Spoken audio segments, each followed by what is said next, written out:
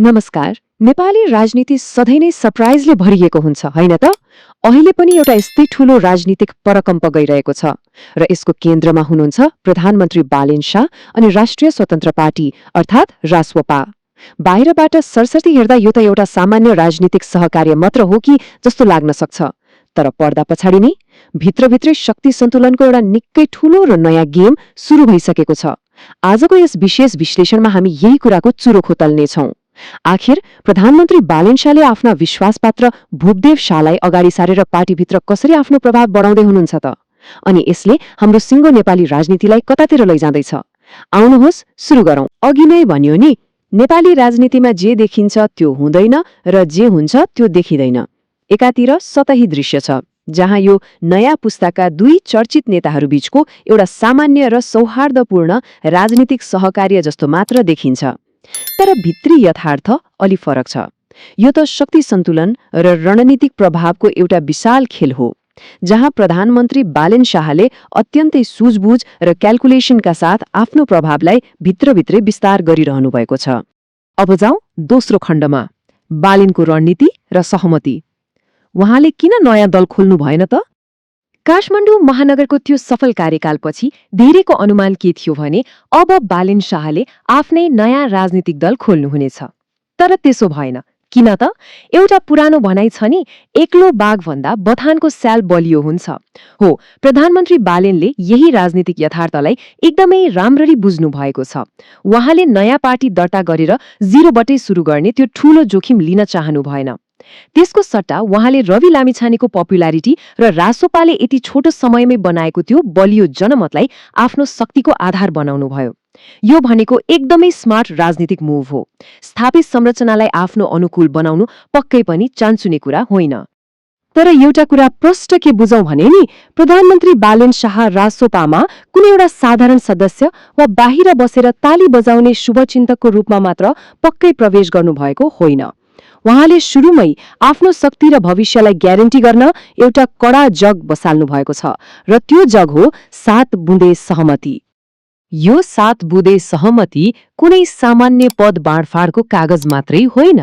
यो त एउटा यस्तो ठोस दस्तावेज हो जसमा संसदीय दलको नेता को हुने र सम्भावित प्रधानमन्त्रीको दावी कसरी गर्ने भन्ने कुरा एकदमै छर्लङ्ग लेखिएको छ। यसको सीधा अर्थ के हो भने अब रासोपाभित्र एउटा मात्र होइन, स्पष्ट रूपमा दुईवटा पावर सेन्टरहरू खडा भएका छन्। एकातिर रवि लामिछाने अनि अर्कोतिर प्रधानमन्त्री बालेन शाह। अब कुरा गरौँ तेस्रो खण्डको, फिल्ड कमान्डर भूपदेव शाह। बालेनको संस्थागत प्रवेश कसरी भयो त? प्रधानमन्त्री बालेन शाहको यो शक्ति विस्तार गर्ने मिशनको प्रमुख हतियार अथवा भनौं मुख्य माध्यम को हुन् त? उहाँ हुन् भूपदेव शाह। महानगरको नेतृत्व गर्दा बालेनको प्रमुख स्वकीय सचिव अर्थात् उहाँको राइट ह्यान्ड बनेर काम गरिसकेका भूपदेव एकदमै खारिएका र अनुभवी पात्र हुन्।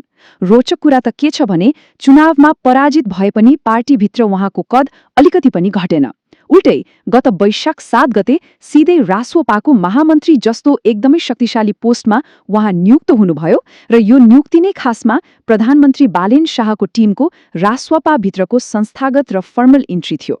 महामन्त्री बनेपछि भूपदेव शाह अहिले निरन्तर जिल्ला दौडिरहनु भएको छ अनि रसुवा पुगेर उहाँले दिएको एउटा अभिव्यक्ति निकै पावरफुल र अर्थपूर्ण छ। उहाँले भन्नुभएको थियो, संघीय चुनाव जित्नु मात्र पर्याप्त छैन, घर बलियो बनाउन आँगन अर्थात् स्थानीय र प्रदेश तहसम्म शक्ति विस्तार गर्नुपर्छ। सुन्दा सामान्य लागे पनि यो घर र आँगनको मेटाफर निकै गहिरो छ। यसले प्रधानमन्त्री बालेन शाहको भित्री भिजनलाई प्रष्ट पार्छ। उहाँ केन्द्रको राजनीतिमा मात्र सीमित हुन चाहनुहुन्न, रासोपा मार्फत देशभरिका वडा र टोलसम्म आफ्नो शक्तिको जरा गाड्ने उहाँको मास्टर प्लान छ। महामन्त्रीको पद त छँदैछ, त्यसबाहेक भूपदेव शाहलाई अर्को एउटा झनै शक्तिशाली जिम्मेवारी सुम्पिएको छ। त्यो हो समन्वय समितिको नेतृत्व। यो समिति यस्तो निकाय हो नि जसले पार्टी, संसद र सरकार यी तीनवटै पिलर बीच समन्वय गरेर नीति निर्माण, संसदका बहस र सरकारका निर्णयहरूलाई एउटै सुइरोमा उनेर अघि बढाउने काम गर्छ। अब विचार गरौं त, यस्तो क्रिटिकल समितिको नेतृत्व रविका कुनै पुराना र नजिकका व्यक्तिलाई नदिकन सिधै बालेनका दूत भूपदेवलाई दिनु भनेको सानो कुरा हो त? पक्कै होइन। यो त रासोपाभित्र भइरहेको रणनीतिक शक्ति हस्तान्तरणको सबैभन्दा ठूलो र स्पष्ट प्रमाण हो। यसको सीधा अर्थ के लाग्छ भने अब पार्टीको म्यानिफेस्टोदेखि लिएर चुनावी वाचाहरू र सरकारले गर्ने महत्त्वपूर्ण निर्णयहरूमा प्रधानमन्त्री बालेन शाहको प्रत्यक्ष प्रभाव वा कन्ट्रोल रहनेछ। यसै सन्दर्भमा अब चौथो खण्डतिर लागौं, रासपा भित्रका दुई वैचारिक धार, विचार र संगठनको यो टकराव। एउटै पार्टीभित्र जब दुईवटा ठूला र शक्तिशाली केन्द्रहरू बन्छन् नि, तब त्यहाँ वैचारिक र सांगठनिक टकराव आउनु एकदमै नेचुरल हो। अहिले रासोपामा ठ्याक्कै त्यही भइरहेको छ। एकातिर एउटा धार छ जसले रवि लामिछानेको त्यो पुरानो संगठनात्मक पकडलाई जसरी पनि जोगाउन चाहन्छ र यो नयाँ टिमको एन्ट्रीप्रति अलिकति सशंकित छ। अनि अर्कोतर्फ बालेनको धार छ जसले पार्टीभित्रको यो नयाँ एनर्जी र शक्ति विस्तारलाई एकदमै खुलेर स्वागत गरिरहेको छ। यो कुरा कतिसम्म बाहिर आइसकेको छ भने जौलाखिलको एउटा कार्यक्रममा रवि लामिछाने आफैले भन्नुभयो, म यो पक्ष र ऊ पक्षको हुँ भन्न नछोडौं। यस्तो कुरा सार्वजनिक मञ्चबाटै आउनुको अर्थ के हो? यसको सीधा अर्थ हो पार्टीको नेतृत्व तहले नै भित्रभित्रै गुट र उपगुटहरू बन्दै गएको यथार्थलाई घुमाउरो पाराले स्वीकार गरिसकेको छ। प्रधानमन्त्री बालेन शाहको वर्किङ स्टाइल अलिकति फरक छ। उहाँ सधैँ अप्रत्यक्ष तर एकदमै इफेक्टिभ तरिकाले काम गर्नुहुन्छ। महानगरमा हुँदा पनि विवादित कुराहरूमा उहाँ आफै फ्रन्टलाइनमा नआइकन आफ्नो कोर टिमलाई अघि सार्नुहुन्थ्यो। अहिले रासोपामा पनि भूपदेवलाई महामन्त्री बनाएर त्यही फर्मुला एप्लाई गरिएको छ। भूपदेव शाह जो विवेकशील साझा जस्तो वैकल्पिक राजनीतिक आन्दोलनबाट आउनुभएको हो, उहाँसँग संगठन कसरी चलाउने भन्ने राम्रो आइडिया छ। बालेनले ठ्याक्कै उहाँकै त्यही एक्सपिरियन्सलाई आफ्नो रणनीतिक हतियार बनाउनु भएको छ। अब हामी अन्तिम खण्डमा आइपुगेका छौं। खण्ड 5, आगामी महाधिवेशन र भविष्य, शक्तिको यो असली परीक्षा। अब यो सबै शक्ति सङ्घर्ष र रणनीतिक गेमको फाइनल डिसिजन कहाँ हुन्छ त? यसको एउटै जवाफ हो रासोपाको आगामी महाअधिवेशन। चितवनमा हुन गइरहेको यो पहिलो महाअधिवेशन कुनै चियापान कार्यक्रम वा सामान्य जमघट मात्र हुनेवाला छैन।